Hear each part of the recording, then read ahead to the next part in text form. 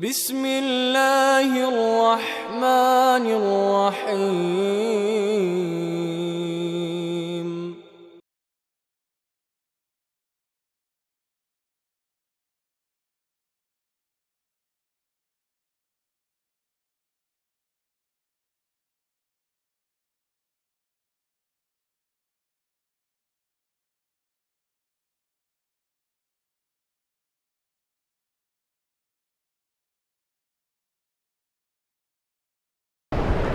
الحمد لله نحمده ونستعينه ونستغفره ونؤمن به ونتوكل عليه ونعوذ بالله من شرور أنفسنا ومن سيئات أعمالنا من يهده الله فلا مضل له ومن يضلل فلا هادي له وأشهد أن لا إله إلا الله وحده لا شريك له وأشهد أن محمدا عبده ورسوله صلى الله عليه وسلم الذي أرسله بالحق بشيرا ونذيرا وداعيا إلى الله بإذنه وسراجا منيرا أما بعد فإن خير الحديث كتاب الله وخير الهدي هدي محمد صلى الله عليه وسلم وشر الأمور محدثاتها وكل محدثة بدعة وكل بدعة ضلالة وكل ضلالة في النار أما بعد فقد قال الله تبارك وتعالى في الكلام المجيد والفرقان الحميد بعد أعوذ بالله من الشيطان الرجيم يا أيها الذين آمنوا اتقوا الله حق تقاته ولا تموتن إلا وأنتم مسلمون يا أيها الناس اتقوا ربكم الذي خلقكم من نفس واحدة وخلق منها زوجها وبث منهما رجالا كثيرا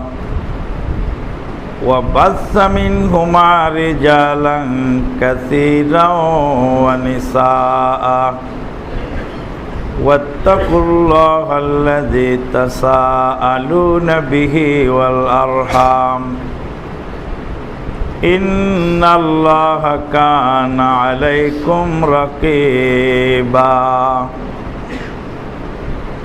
يا أيها الذين آمنوا اتقوا الله وقولوا قولا سديدا يصلح لكم أعمالكم ويغفر لكم ذنوبكم ومن يطع الله ورسوله فقد فاز فوزا عظيما وقال تعالى وكذلك جعلناكم أمة وسطا لتكونوا شهداء على الناس ويكون الرسول عليكم شهيدا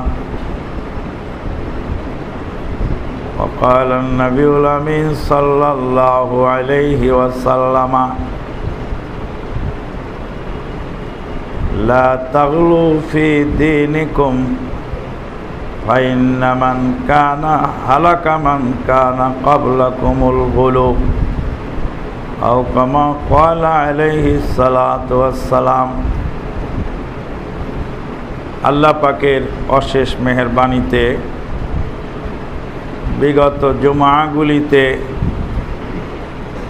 খারেজি আকিদার লোকদের অপকীর্তি সম্পর্কে এবং তাদের মাধ্যমে মুসলিম জাহানের অপূরণীয় ক্ষতি হয়ে গেল সে বিষয়ে বিশদ আলোচনা এসেছে। খারিজিদের প্রথম কাজই হলো মুসলিমকে কাফের মনে করা, মুসলিমদের রক্তকে হালাল মনে করা, মুসলমানের বিরুদ্ধে মুসলমানের যুদ্ধ বৈধ মনে করা, আর দায়িত্বশীলদের সমালোচনা করা। দায়িত্বশীলদের সমালোচনা কতটা ক্ষতি হয় সে ব্যাপারেও আলোকপাত হয়ে গেছে। আজকের আলোচ্য বিষয় হলো ব্যালেন্স রক্ষা করা, ভারসাম্য রক্ষা করা, যেটাকে ওয়াসাতিয়া বলা হয় অথবা ইতিদাল বলা হয়। সোজা থাকা, স্থির থাকা, নড়াচড়া না করা, এটাকে বলা হয় ইতিদাল। স্থিরতা অবলম্বন মানে নৌকা দুলছে তুফানে, তুফানে যখন নৌকা দুলছে তখন নৌকার মাঝিকে যদি এক একজন এক এক কথা বলে, এই ডানে নাও, এই বামে নাও, এই সামনে নাও, এই পিছনে নাও, এই আস্তে চালাও, এই জোরে চালাও, তাহলে শত শত যাত্রীর এই ভুল নির্দেশনা ওই তুফানের মধ্যে দিক বিদিক জ্ঞান শূন্য দিশেহারা মাঝি আরো দিশেহারা হয়ে যায়। যাত্রীদের কাজ হলো চুপ করে বসে থাকা। যত চুপচাপ বসে থাকবে, নড়াচড়া যত কম করবে, হাউতাস যত কম করবে, মাঝি এবং তার সহযোগীরা মিলে নৌকাটা কুলে ভিড়ানোর কাজ তাদের জন্য তত সহজ হবে। আর যাত্রীরা যদি নড়াচড়া করে, লাফালাফি করে, তুফানের মধ্যে যেমন নৌকাটা ডুবতে খুব তাড়াতাড়ি সহসাই ডুবতে সহজ হয়, দুর্ঘটনার কবলে পড়ে। মুসলিম জাহানের মধ্যে যখন ফিতনা এসে যায়, ফিতনার মধ্যে যদি জনতা বেশি কথা বলে, বেশি নড়াচড়া করে, তাহলে সবাই ফিতনার কবলে পড়ে। ওই জন্য রাসূলুল্লাহ সাল্লাল্লাহু আলাইহি ওয়াসাল্লাম বলছেন, যারা চুপ থাকবে তারা নাজাত পাবে, যারা ঘরে বসে থাকবে ওরা নাজাত পাবে, যারা মরুভূমিতে ছাগল নিয়ে যে ছাগল চড়াবে, জনগণ থেকে বিচ্ছিন্ন হবে, ওরা নাজাত পাবে।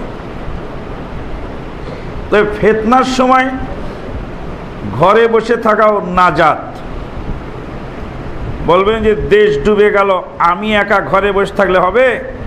জি না, আপনার কথা চলবে না। আল্লাহ বলছেন, কু আনফুসাকুম, নিজে আগে বাঁচো, ও আহলিকুম, পরিবারকে বাঁচাও, নারা জাহান্নাম থেকে। সারা দুনিয়ার মানুষকে ডুবে গেল, কে না খেয়ে রইল? পৃথিবীতে 100 কোটি মানুষ ডেলি না খেয়ে থাকে। সব মানুষকে খাবার দাও আমার পক্ষে সম্ভব না। তাহলে আমার আহাল পরিবার নিয়ে আমার বাঁচাটা আগে জরুরি, তারপরে কে বাঁচলো আর কে মরলো, কার ইবাদত নষ্ট হলো, কে জান্নাতে গেল আর কে জাহান্নামে গেল, অত হিসাব করার সুযোগ আমার নেই। কারণ ফাত্তাকুল্লাহ মাস্তাতাতুম, আল্লাহ বলছেন যে আল্লাহকে ভয় করো যতদূর তোমার সাধ্যে কুলায়। আমার সাধ্যে যতটুকু আছে ততটুকু আমি বলতে পারবো, আমার আওয়াজটা যতদূর যায় ততদূর পর্যন্ত বলতে পারবো, বাড়তি অংশ তো আর আমার দায়িত্বে নাই।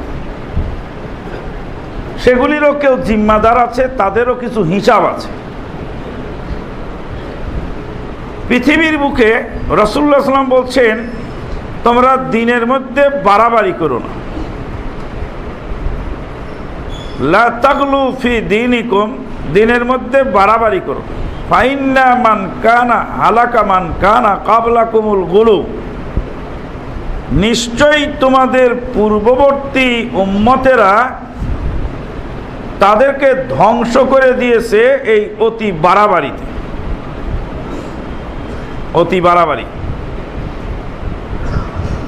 গুলু একটা শব্দ আছে যে সম্পর্কে কিছু আলোচনা ইতিপূর্বেও হয়ে গেছে। তার বিপরীত আর একটা শব্দ হলো জাফা। জাফা শব্দের অর্থ হলো জুলুম করা, আর গুলু শব্দের অর্থ হলো অতি ভক্তি। অতি ভক্তি আর অতি বিদ্বেষ, এই দুইটা জিনিসই মানুষকে ধ্বংস করে দেয়। পৃথিবীর বুকে যত জাতি ধ্বংস হয়েছে, আর এই ধ্বংসের ইতিহাসে যতগুলি কারণ উল্লেখ করা হয়, তার ভিতরে সবচেয়ে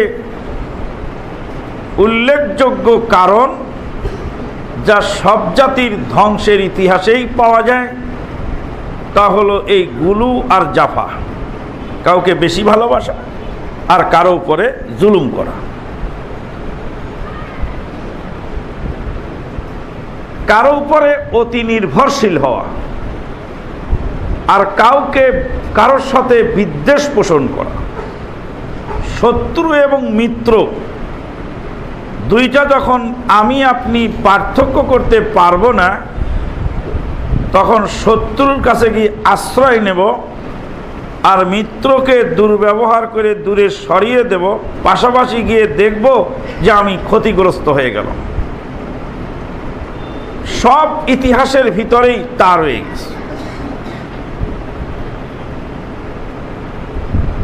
শত শত বছরের মুসলিম শাসনের অবসান ঘটল নবাব সিরাজউদ্দৌলার পতনের মাধ্যমে।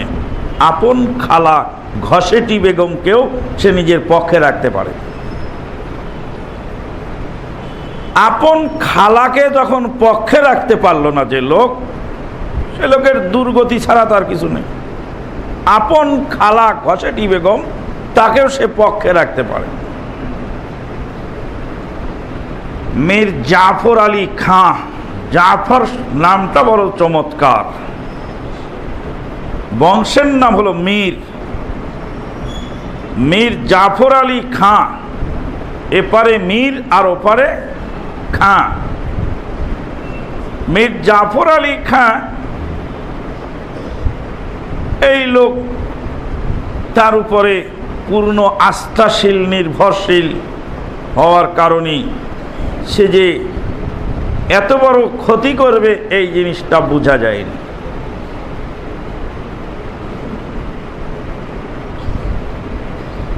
মূর্খ বন্ধুর চেয়ে শিক্ষিত শত্রু অনেক ভালো, এরকম একটা প্রবাদ আছে।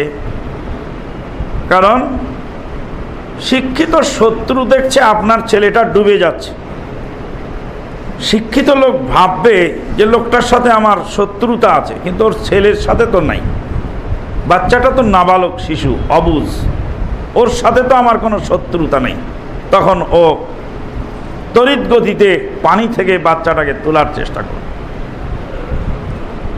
আর মূর্খ বন্ধু সে চেষ্টা করবে যে ওর বাপকে আগে খবর দেই, ছেলেটা ডুবে মারা যাচ্ছে, ওটা আমি আবার তুলতে গেলে কি হয় না হয়, তোর বাপকে খবর দেই, যার ছেলে সেই উঠাক। শেষে যদি আমাকে বলে তুমি তুলতে যায় মেরে ফেলছো, তো কাজে ওর বাপকে খবর দিতে গেল, এর মধ্যে ছেলে ডুবে জান বেরিয়ে গেল। যারা চাটুকারিতা করে ওরাও ক্ষতি করে। যে আপনার পক্ষের লোক সে আপনার ক্ষতি করে, কিভাবে করে আপনি বোঝেন না। তা আপনার প্রতিপক্ষের সাথে দ্বন্দ্ব হচ্ছে, আপনার পক্ষ অবলম্বন করে প্রতিপক্ষকে এক ঘুষি মেরে দিল। ঘুষি মারার কারণে এবার প্রতিপক্ষ আপনাকে কোপ মেরে দিল, কোপ মেরে দিয়ে হাতটা কেটে নিল। তো এই যে হাতটা যে কেটে ফেললো, এই হাতটা কাটার পিছনে ওই লোকটা দায়ী, যে লোকটা আপনার পক্ষে, ওর যদি বিবেচনা থাকতো তো এই দুর্গতি হতো না।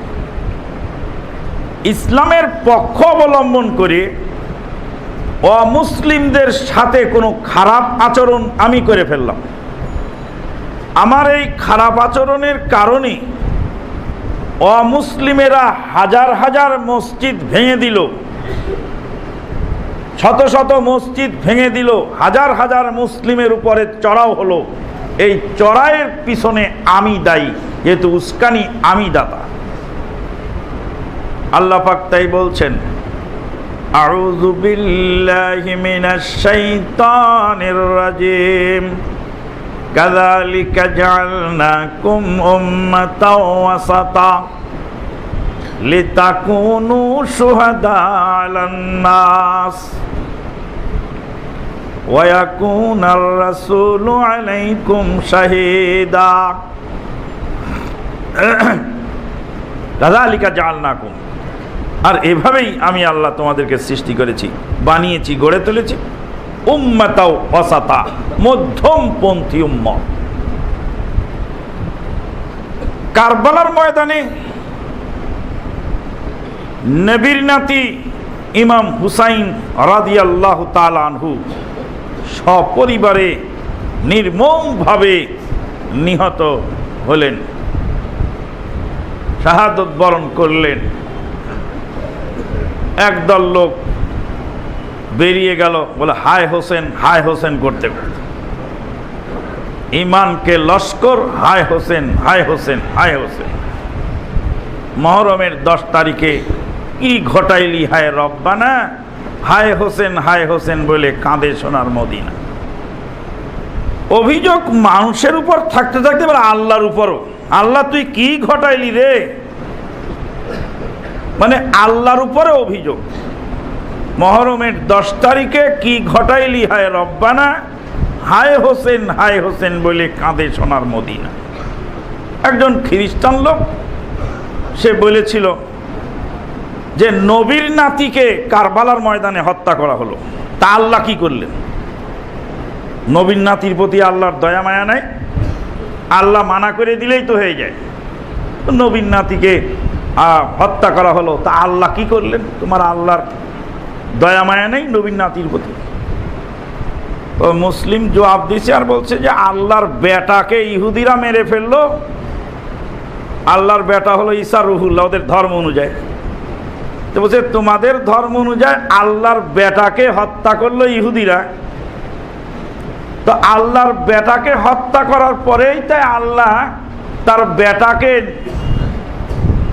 হত্যার হাত থেকে, নিহত হওয়ার হাত থেকে হেফাজত করলেন না, তো নবীর নাতির জন্য আবার আল্লাহর এত দয়া মায়া লাগবে কেন?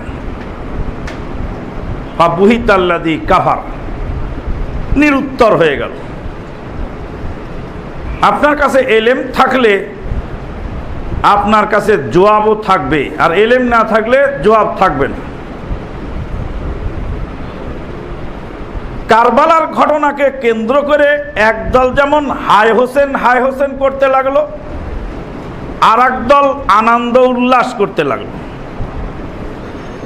যারা আনন্দ উল্লাস করতে লাগলো তারাও পথভ্রষ্ট, যারা হায় হোসেন, হায় হোসেন করতে তারাও পথভ্রষ্ট।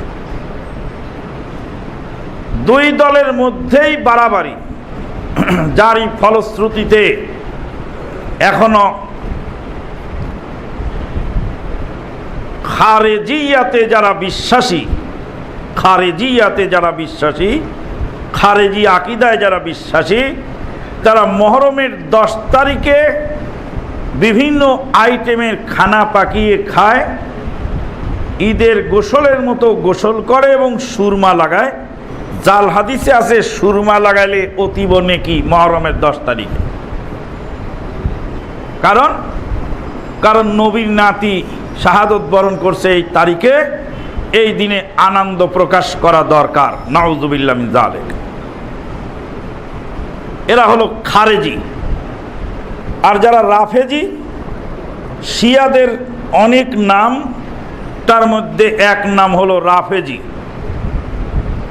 শিয়াদের 12টা স্তর আছে। 12টা স্তরের মধ্যে এক স্তরের লোকেরা সবচেয়ে যারা ফানাফিল্লা, মানে পীরদের মধ্যে যেমন ফানাফিল্লা হয়ে যায়, আল্লাহর ভিতরে বিলীন হয়ে যায়, ওরা যেমন হাই থটের, শিয়াদের হাই থটের যারা, তারা আলী ইবনে আবি তালেবকে প্রভু হিসাবে গ্রহণ করে এবং আলী ইবনে আবি তালেবকে শক্তির আধার মনে করে। বলছে ইয়া আলী, জোরসে বলো ইয়া আলী। শক্তিশালী কোনো জিনিস তুলতে হলে ইয়া আলী বলে তুললে আলী রাদিয়াল্লাহু তাআলা শক্তি যোগায়। আমরা ছোটকালে এরকম করেছি, কোনো ভারী জিনিস তুলতে ইয়া আলী, জোরসে বলো ইয়া আলী। নাউযুবিল্লাহ মিন যালিক। আর ইসলামিক ফাউন্ডেশন থেকে বই লিখে ছেড়ে দিয়েছে, বাদলে বদর বলে তুলিয়া বাদাম, হাল দিয়ে ধরে রাখে মেঘের লাগাম। এটা জাতীয় টেক্সট বুকে কবিতা আমরা পড়ছিলাম ছোটকালে। বাদলে বদর বলে তুলিয়া বাদাম, হাল দিয়ে ধরে রাখে মেঘের লাগাম। ছোটকালে পড়েছিলাম কবিতার বই, বোর্ডের বই, বুঝি নাই ভালো করে। ইসলামিক ফাউন্ডেশনের ওই বই, নাম তার নবী আউলিয়াদের কিচ্ছা শোনো। লেখকের নাম আমার মনে নেই, বইটার নাম হলো নবী আউলিয়াদের কিচ্ছা শোনো। ওই কিচ্ছার মধ্যে লেখা আছে বদর শাহ রহমাতুল্লাহ আলাইহি চিটাগাংয়ের বন্দর দিয়ে হেঁটে যাচ্ছিলেন, আর পানির মধ্যে নৌকা ডুবে যাচ্ছে, জাহাজ ডুবে যাচ্ছে, জাহাজের তলা ছিদ্র হয়েছে। তখন নাবিক বলছে, বাবা বদর, ও বাবা বদর, জলদি করে বাঁচাও, বাবা বদর জলদি করে বাঁচাও, বাবা বদর জলদি করে বাঁচাও। বাবা বদর তখন চিটাগাংয়ের সমুদ্র বন্দর থেকে গভীর সমুদ্রে সেই ডুবন্ত জাহাজকে হেফাজত করলেন। তারপরে যে মন্তব্য লিখতেছে, এই কারণে এখনো মাঝি মাল্লারা বদরের নাম বলে নৌকা ছাড়ে। বাদলে বদর বলে তুলিয়া বাদাম, হাল দিয়ে ধরে রাখে মেঘের লাগাম। হাল দিয়ে মেঘের লাগাম ধরে রাখে। চাল ধোয়ার পানি নেই, ডাল ধোয়ার পানি নেই, হরিচন্দ্র গোপাল রে ধীরে ধীরে মেঘ সাইরা দে।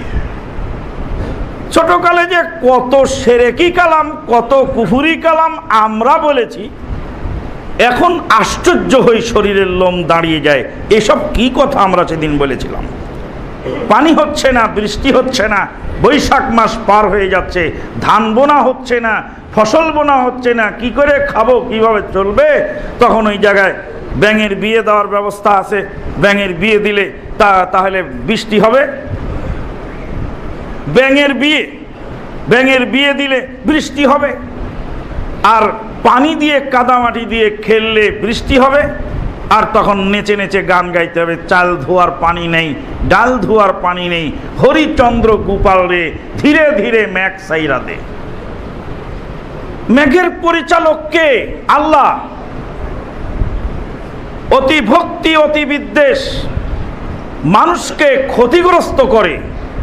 কারবালার ঘটনার পরে একদল হাই হোসেন বলে নিজের রক্তপাত ঘটায় তো ঘটায়, নাবালক শিশুর গায়ে কিভাবে কুপিয়ে কিভাবে রক্তাক্ত করছে ইন্টারনেট সার্চ করে দেখেন।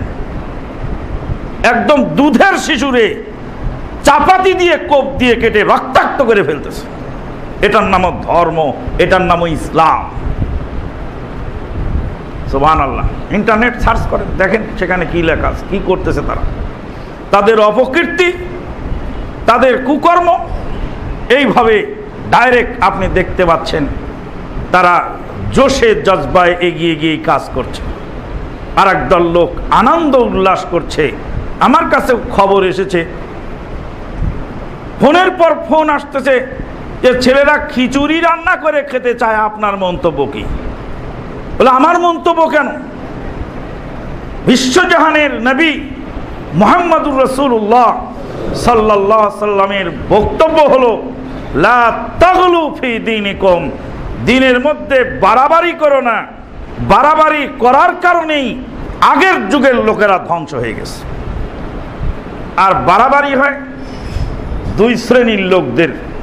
এক শ্রেণীর লোক নতুন যখন পথে আসে, যেমন ধরেন একজন লোক নতুন আহলে হাদিস হয়েছে, কোরআন হাদিসের পথে এসেছে, আসার পরে এমনই জজবা বাড়ে যে সারে দুনিয়ার মানুষকে তখন ছাগলের লেদা মনে হয়, মানে ছাগলের লেদা। এই মুফতি আলেম এরা সব বেদি, আমি একা দিন না। মাঝে মাঝেই বলি যে নতুন মোটর সাইকেল চালানো লাফায় খুব বেশি। যখন মোটর সাইকেল চালাতে ঠ্যাং ভাঙে তখন লাফালাফি থামে, ঠ্যাং ভাঙার আগ পর্যন্ত লাফাতেই থাকে। জি না, আপনি জাহেলিয়াতের ভিতরে ছিলেন, শিরক বিদআতে ছিলেন, আপনাকে আল্লাহ হেদায়েত করেছেন। 2 দিন আগে তো আপনি তার মতো ছিলেন, আপনার বুঝের কমতি ছিল। আজকে যে এই লোকটা আপনার প্রতিপক্ষে, সে লোকটারও বুঝের কমতি আছে। তাকে সুন্দর করে সাবলীলভাবে প্রাঞ্জল ভাষায় বুঝান, পোলাইট ভাষাতে যখন তাকে দাওয়াত দিবেন অবশ্যই কাজ করবে। আর যদি উস্কানিমূলক উত্তেজনাকর কথা বলেন, এর দায়ভার গোটা আহলে হাদিস জামাতের উপরে পড়বে। আপনার আমার একটা উস্কানিমূলক বক্তব্যে দেখা গেল যে গোটা জাতি, গোটা সমাজ ক্ষতিগ্রস্ত হয়ে গেল। মনে করুন আমি আমানুল্লাহ মাদানী এমন এক বক্তব্য আর খুতবায় দিলাম যে এক খুতবাতেই লেগে গেল, আগুন ধরে গেল। তারপরে তখন মসজিদও যাবে, সমাজও যাবে, জামাতও যাবে, সবই যাবে। কাজেই দায়িত্বশীল লোকরা বুঝে শুনে কাজ করবে, এটাই স্বাভাবিক কথা। অতি ভক্তি অতি বিদ্বেষ দুটাই ক্ষতির কারণ। কাযালিকা জাআলনাকুম উম্মাতাও ওয়াসাতা, মধ্যমপন্থী। লিতাকুনু শুহাদা আলান নাস, যেন মানুষের সাক্ষী হতে পারো। ওয়ায়াকুনার রাসূলু আলাইকুম শাহীদা। এক শ্রেণীর লোক অতিরিক্ত বুঝার কারণে, access of everything is very bad. অতিরিক্ত বুঝাও ভালো নয়, আর অতিরিক্ত পরহেজগারিতাও ভালো নয়, মিডিয়াম থাকো।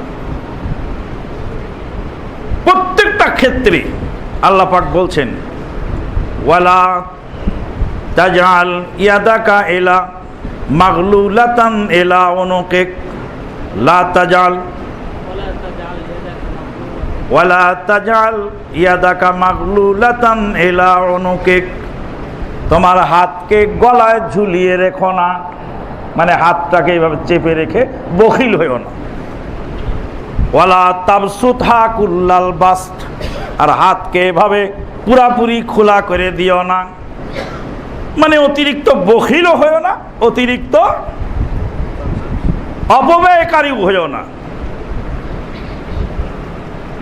মধ্যম পন্থা অবলম্বন করো, খরচের দিক দিয়ে মধ্যম পন্থা অবলম্বন করো, পরহেজগারিতার দিক দিয়ে মধ্যম পন্থা অবলম্বন করো, কথার দিক দিয়ে মধ্যম পন্থা অবলম্বন করো, বিচার বিবেচনার দিক দিয়ে মধ্যম পন্থা অবলম্বন করো। শিয়াদের আকীদায় ঢুকো না, খারিজিদেরটায় ঢুকো না, মুরজিয়াদেরটায় ঢুকো না, খারিজিদেরটায় ঢুকো না, কাদারিয়ারটাও ঢুকো না, জাবারিয়ারটাও ঢুকো না। তাহলে মধ্যম পন্থা অবলম্বন করো। এই মধ্যম পন্থাই নাজাতের পথ। 2 নম্বর, হাঁড়ির চেয়ে চামচ গরম। আর একটা আছে হাঁড়ির চেয়ে চামচ গরম। প্রত্যেকটা দায়িত্বশীলের আশেপাশে যারা থাকে এদের নাম হলো আরবিতে বলা হয় বেতানা, সহযোগী। আল্লাহ রাব্বুল আলামিন বলেন লা তাত্তাখিযু বিতানাতাম মিন দুনিকুম ইয়ালুনাকুম খাবালা, লা ইয়ালুনাকুম খাবালা। ওয়াদ্দু মা আনিতুম কাদ বাদাতিল বাগদাউ মিন আফওয়াহিহিম ওয়া মা তুখফি সুদুরুহুম আকবার লা তাত্তাখিযু বিতানাতাম মিন দুনিকুম লা ইয়ালুনাকুম খাবালা লা তাত্তাখিযু বিতানাতাম মিন দুনিকুম, নিজস্ব লোক ছাড়া আশেপাশে ভিড়তে দিও না। আশেপাশের লোকগুলোকে দায়িত্বশীল লোক নিয়োগ করো। হাঁড়ির চেয়ে যদি চামচ গরম হয়ে যায় তো হাত তো পুড়বেই। খতিবের চেয়ে যদি মুসল্লি গরম হয় তো বিশৃঙ্খলা তো লাগবেই। উস্তাদের চেয়ে যদি শাগরেদ গরম হয় তো গোলমাল তো হবেই। বাপের চেয়ে যদি বেটা গরম হয় তাহলে গোলমাল তো লাগবেই, সমস্যা তো সৃষ্টি হবেই। শাগরেদের চেয়ে উস্তাদ গরম হওয়া, উস্তাদের চেয়ে শাগরেদ গরম হওয়া স্বাভাবিক, কিন্তু ব্যালেন্স রক্ষা করবে উস্তাদ। শাইখুল ইসলাম ইমাম ইবনে তাইমিয়া যাচ্ছেন তাতার বাহিনীর ভিতর দিয়ে। তাতার বাহিনীর মদ্যপেরা ঝোপের আড়ালে বসে বসে মদ পান করছে। শাইখুল ইসলাম ইমাম ইবনে তাইমিয়া উনি হেঁটে যাচ্ছেন, ডানে বামে লক্ষ্য না করে দ্রুত গতিতে সামনের দিকে চলে যাচ্ছে। পিছনে শাগরেদরা আছে, বলছিলাম যে হাঁড়ির চেয়ে চামচ গরম। এবার শাগরেদরা বলছে, বেটারা মদ পান করো কেন, ফেলে দাও মদের বোতল। শাইখুল ইসলাম ইমাম ইবনে তাইমিয়া বললেন, ছেড়ে দাও ছেড়ে দাও,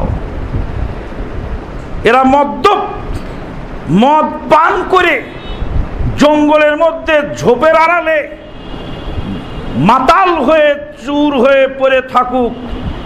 এদের হাত থেকে মদের বোতল ছিনিয়ে নিলে মদের নেশায় এরা পাগল হয়ে যাবে, উন্মাদ হবে। এরা মুসলিম জনপল্লীতে ঢুকে মুসলিম যুবকদেরকে হত্যা করবে আর মুসলিম রমণীদেরকে শ্লীলতাহানি ঘটাবে, সেখানে গিয়ে তাদের ক্ষতিগ্রস্ত করবে। অতএব তারা মদ পান করে যদি চুর হয়ে পড়ে থাকে ক্ষতির পরিমাণ কম। মানে হিরণসি সন্ত্রাসীর দাপটে গোটা এলাকা থরকম্প উঠে গেছে। প্রশাসন হিমশিম খায়, এমনও দুর্ধর্ষ সন্ত্রাসীর খবর আমরা মাঝে মধ্যে পাই। সন্ত্রাসীর অস্ত্রটা প্রশাসনিক পুলিশের অস্ত্রের চেয়ে বড়। একবার এক সন্ত্রাসী ধরে পুলিশ জিজ্ঞাসা করতে, চাচা এদিকে আসেন, মুরব্বী লোকটাকে বলছে, দেখেন এর হাতে এই অস্ত্র আর আমার হাতে এই অস্ত্র। বলে, আমার সরকারি লাইসেন্স প্রাপ্ত অস্ত্রটা ওর চেয়ে ছোট আর ওরটাই বড়। তোকে ধরাও তো কঠিন ব্যাপার। হিরোইন খাক, হিরোইন খেতে খেতে একদিন ঠান্ডা হয়ে যাবে একাই। ওই লোকটার হিরোইনটা হলো নিয়ামত। আমি বুঝি না, আল্লাহ বোঝেন। ওই লোকটার হিরোইনটা হলো দেশ ও জাতির জন্য নিয়ামত। পার্শ্ববর্তী রাষ্ট্রের এক ভাই, আমার ক্লাস ফ্রেন্ড, বলছিলেন, আমার দেশে ঘুষটা ভাই এটা আল্লাহর নিয়ামত। বলে, ঘুষ আবার আল্লাহর নিয়ামত হয় কেন? কয়, মুসলমানদের জন্য আল্লাহর নিয়ামত। কয়, আমাদের দেশ তো অমুসলিম দেশ, তো ঘুষখোর অফিসার যদি হয় তো জাতপাত বাঁচে না, যে টাকা দিবে তার কাজ করবে। তো ওরা আসে, দাদারা আসে বিনা পয়সায় কাজ করার জন্য। আমার দেশ অফিসারও আমার ধর্মের লোক, পয়সা ছাড়াই কাজ করে নেব, ও বিনা পয়সায় কাজের ধান্দায় থাকে। আর মুসলমানরা চিন্তা করে যে এটা তো আমাদের দেশ হলেও আমরা তো এখানে পরবাসী, এখানে আমাকে ঘুষ না দিলে হবে না। কাজেই ওরা আগে থেকেই মোটা অঙ্কের ঘুষ দিয়ে কাজটা বানায় নিয়ে যায়। আর যারা ঘুষ খায় ওরা জাতপাত বোঝে না। এমনকি নিজের আত্মীয়কে কাজটা দিলে যদি ঘুষ না পাওয়া যায় বুঝতে পারে, তখন বলবে যে এই কাজে সমস্যা আছে, বলে ওকে ডাইভার্ট করে দিয়ে আর একজন কাছে ঘুষ খেয়ে তাকে দিয়ে দিবে। বলছে, ঘুষ যদি আমাদের দেশে বন্ধ হয়ে যায় তাহলে মুসলমানেরা কাজই পাবে না। বিনা পয়সায় দেবো তো জাত ভাইকে দেবো, ওকে দেবো কেন? নেড়ার জাতিকে দেবো কেন? মানুষ বোঝে না। শাইখুল ইসলাম ইমাম ইবনে তাইমিয়া রাহিমাহুল্লাহ বললেন, ওরা মদ খাচ্ছে, ওদেরকে বাধা দিও না। আমার খুব ভয় লাগে আজকাল কথা বলতে, কারণ আমাদের অনেক বন্ধু বান্ধব আছেন হয়তো নেটের মধ্যে বলবেন, এই দেখো আমানুল্লাহ মাদানী বলছে ওরা মদ খাচ্ছে, ওদেরকে বাধা দিও না। এটা শাইখুল ইসলাম ইমাম ইবনে তাইমিয়া রাহিমাহুল্লাহর বক্তব্য। যখন দুইটা সমস্যা আসবে, তার মধ্যে একটা অধিকতর গুরুতর, তাহলে ছোট সমস্যাটাকে তুমি মেনে নাও, যাতে গুরুতর সমস্যাটা সামনে আসতে না পারে। আশেপাশের লোকেরা গরম করে তোলে দায়িত্বশীলদেরকে। ওই জন্য সৌদি আরবে প্রত্যেক জুমাতে খুতবায় ওয়াজ হয়, নসিহত হয়, তারপরে হয় দোয়া। দোয়ার মধ্যে বলা হয়, আল্লাহুম্মা আসলিহ আইম্মাতানা, হে আল্লাহ তুমি আমাদের দেশের রাষ্ট্রপতিকে, আমাদের দেশের দায়িত্বশীলদেরকে তুমি সংশোধন করে দাও। বাউলা তাউমুরিনে, আমাদের নেতা এবং দায়িত্বশীলদেরকে সংশোধন করে দাও। ওয়ারযুকহুম বিতানাতান সালিহাতান ইয়া আরহামার রাহিমিন, হে আল্লাহ তাদেরকে উত্তম সঙ্গী জুটিয়ে দাও। উত্তম সঙ্গী যখন পাশে থাকে তখন মানুষের ব্যালেন্সটা ঠিক থাকে। দুইজন বন্ধু, একজন ক্রেজি আর একজন ধৈর্যশীল। আপনি আছেন, রাগ উঠেছে, একটা লোককে ঘুষি মারার জন্য খুব চেষ্টা করতেছে। বন্ধু যদি বলে, আরে থামো, করো কি, আরে করো কি তুমি, থামো, ওকে মারতে যাচ্ছ কেন, ও তো সাধারণ মানুষ, তো গরিব মানুষ, ওকে মারছো কেন, থামো। বন্ধুর এই কথায় আপনার রাগটা দমন হয়ে গেল। আর পিছনের বন্ধু যদি বলে, আরে মার, মেরে আগে কথা বল, এখনো মারিস নাই, সঙ্গে সঙ্গে ঘুষিটা পড়ে গেল। দায়ভার কিন্তু আপনাকে নিতে হবে। পাশের লোকেরা আপনাকে উস্কানি দেয়, ক্ষতিগ্রস্ত করে। ফিতনার সময় আপনাকে বুঝতে হবে কে উস্কানিমূলক কথা বলছে আর কে দায়িত্বশীলতার পরিচয় দিচ্ছে, তা আপনাকে বুঝতে হবে। ওসমান রাদিয়াল্লাহু তাআলা আনহু নির্মমভাবে নিহত হলেন। ওসমান রাদিয়াল্লাহু তাআলা আনহুর বিচারের জন্য মুআবিয়া বিন আবি সুফিয়ান রাদিয়াল্লাহু তাআলা আনহু, যিনি কাতেবে ওয়াহি, ওয়াহির লেখক, কোরআনের উপরে চ্যালেঞ্জ গ্রহণ করা তাদের সম্ভব হয়নি, কোরআনের বিরুদ্ধে কথা বলার সম্ভব তাদের হয়নি, কোরআনের সূরার মতো সূরা আনা সম্ভব হয়নি। কোরআনের যিনি লেখক, কাতেবে ওয়াহি, তার চরিত্রে যদি কলঙ্ক লেপন করা যায় তাহলে কোরআনের ভিতরে সন্দেহ ঢুকানো সহজ। যিনি কোরআনকে লিপিবদ্ধ করেছেন, কাতেবে ওয়াহি, তার আখলাকটা ছিল এমন, নাউযুবিল্লাহ মিন যালিক।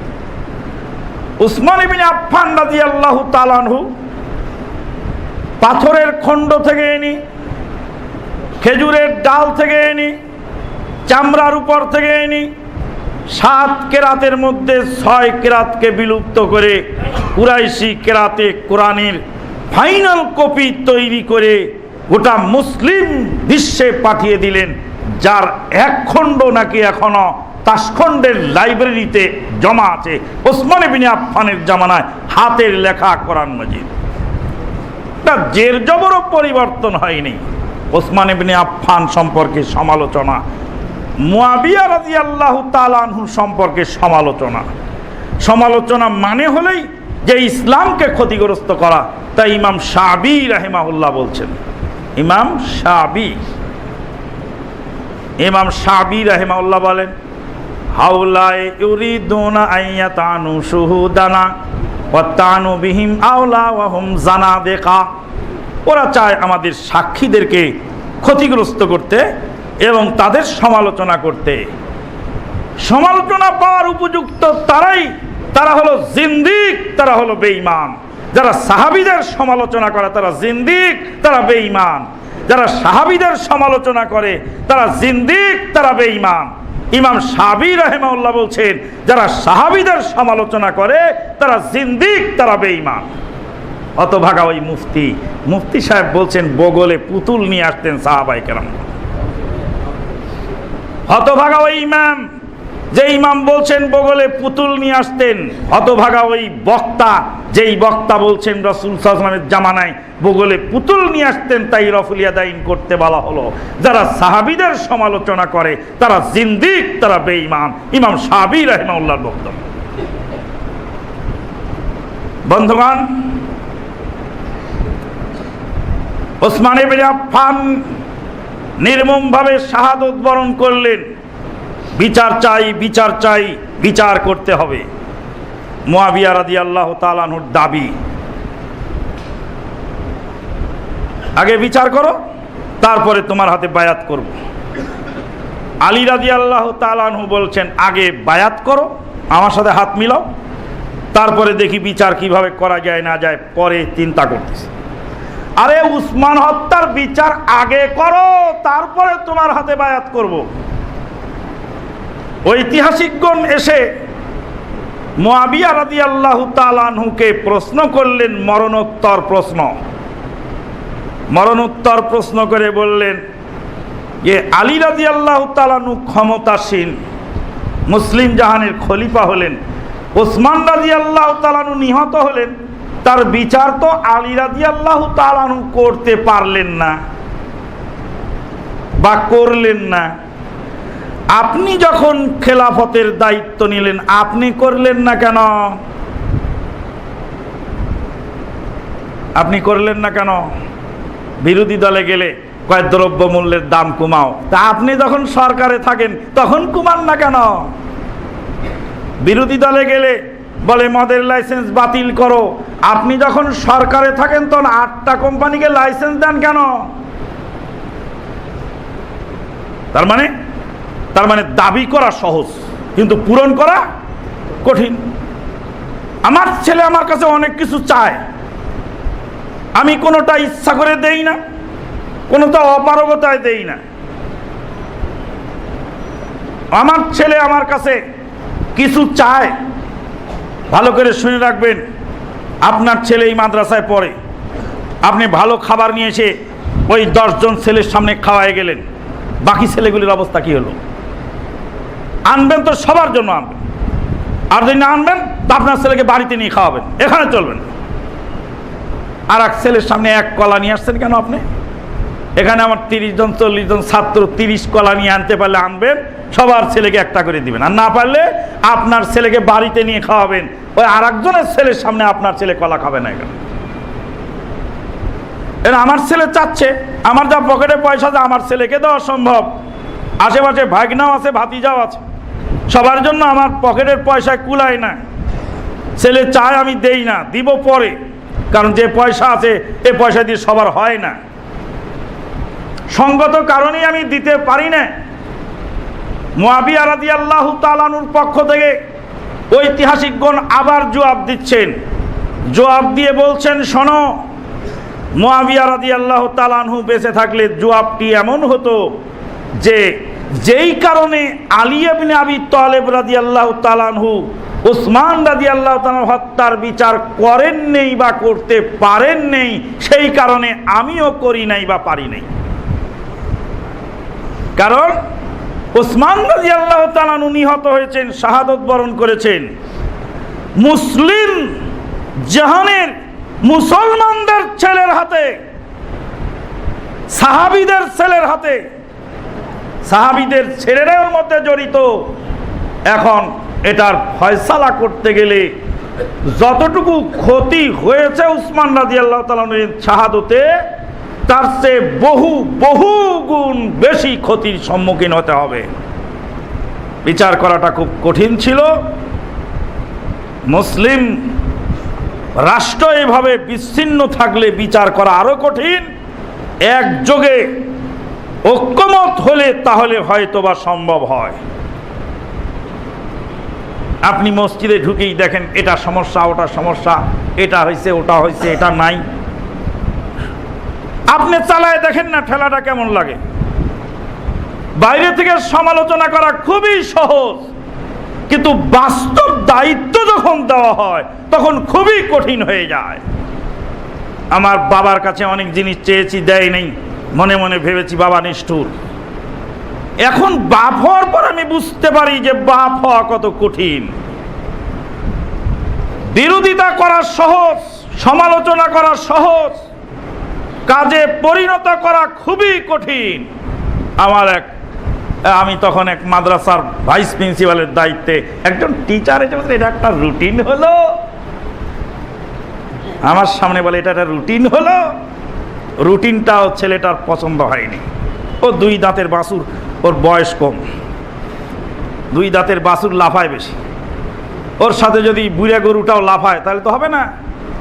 ওই যে মাঝখানে একটা মেরের গরু থাকে, আর সবগুলা 2 দাঁতের বাছুরে 0 পয়েন্টে ধরে রাখে, ধান মারাই করার সময় আপনারা আগে দেখেছেন ওরকম একজন মুরব্বী থাকে 0 পয়েন্টে ধরে রাখে। এটা একটা রুটিন হলো। ওর সাথে জবাব দিলে তো আমি প্রিন্সিপালের দায়িত্বে, তা আমার তো আর চলে না। আমি চুপ করে থেকে গেলাম, কথাটা শুনেও না শোনার ভান করলো। সামনের রুটিনের দিন ডাকলাম ছেলেটাকে, বাবা রুটিনটা তো আবার পুনরায় করতে হয়, তা একটু তুমি দায়িত্ব নাও। স্যার আমি একা পারবো না। তা আর কাকে নিবার? নাও, সলিমুল্লাহকে নাও, তারপরে আবুজার সাহেবকে নাও, নিয়ে করো রুটিন। সাবজেক্ট মেলে তো ঘন্টা মেলে না, ঘন্টা মেলে তো টিচার মেলে না। রুটিন মিলানো খুব কঠিন কাজ। সাবজেক্টেও মিলতে হবে, ঘন্টাও মিলতে হবে, আর টিচারেও মিলতে হবে। একই টিচারের এক টাইমে 2 ঘন্টা দেওয়া যায় না, একই ক্লাসে 2 টিচারকে 2 সাবজেক্ট দেওয়া যায় না। তাহলে ঘন্টা মেলে তো সাবজেক্ট মেলে না, সাবজেক্ট মেলে তো টিচার মেলে না। মিলাইতে মিলাইতে যখন সেদা বেদা হয়ে গেছে তখন ফেলে দিয়ে গেছে, এক্সকিউজ মি স্যার, আমার দ্বারা সম্ভব না।